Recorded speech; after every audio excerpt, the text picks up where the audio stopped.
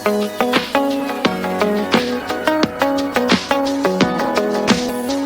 bahkan diputar lagi untuk kembali ke aset ini yang berupa cash flow. Kadang kita dari aset ya, aset itu berhenti di sales, kesalahan daripada UMKM, tapi memang pada keadaannya mungkin seperti itulah. Jadi begitu dapat keuntungan uang langsung dipotong untuk kebutuhan sehari-hari. Jadi mandek di sini sudah sampai di situ. Kadang yang ada yang sampai sales tapi nggak sampai profit, jadi jual murah, dia jual murah yang mungkin karena butuh uang dia dijual murah, akhirnya tidak profit malah rugi.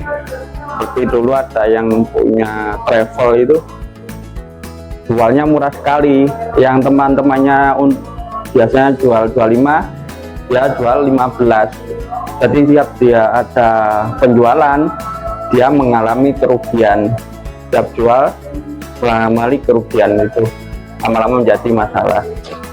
Profit kadang nyampe profit, teman saya itu ada yang bisnis di proyek, jadi pembayaran tempo kadang itu sampai mundur-mundur untuk sampai saat ini ya.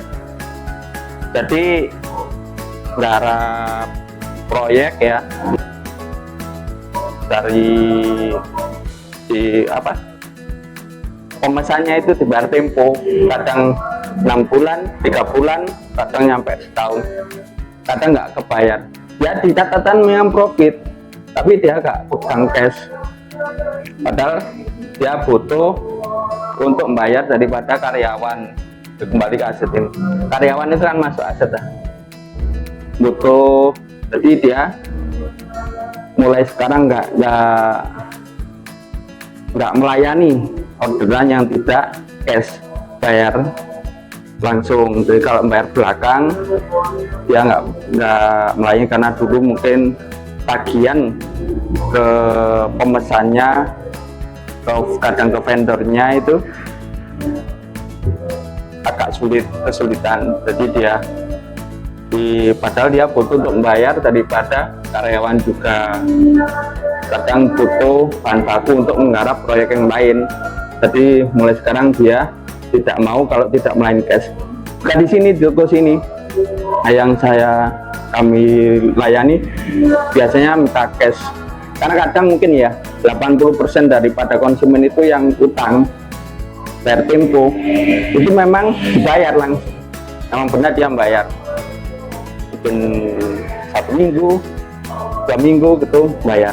Ada juga yang udah bawa barang dulu, bawa cetakan dulu, tapi dia tidak bayar. Jadi itu kadang ada cuma pesan tapi gak diambil, itu di catatan profit, untung, tapi tidak ada uangnya.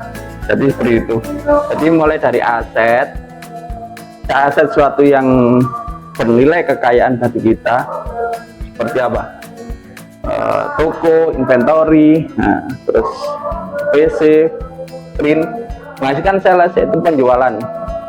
Kita layani daripada penjualan ATK-nya itu, terus inventory yang lain seperti Figura, penjualan print orang pesen printing, cetak banner atau yang lain ATK, kita mendapatkan sales. Dari sales kita keuntungan selisih daripada penjualan dikurangi biaya, itu adalah profit. Dari profit kita mengucurkan cash nanti ini kadang ada yang ambil sampai ke free cash.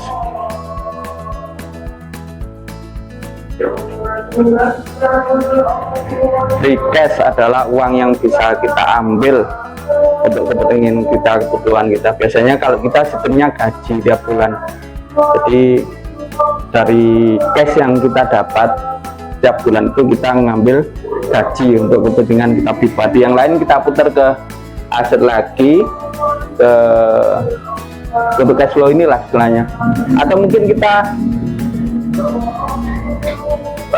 dari bagian aplikasi ini buka aset selain lain, aset yang lain gitu ya.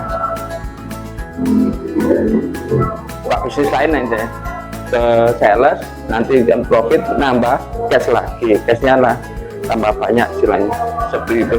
Jadi misalkan kalau dalam berbisnis berusaha itu sampai kerja sampai benar-benar ada duitnya, duit yang didapat dari profit. Kalau nggak gitu lama-lama bisnisnya tutup, karena untuk belanja bahan baku kita butuh duit, membayar karyawan kita butuh duit.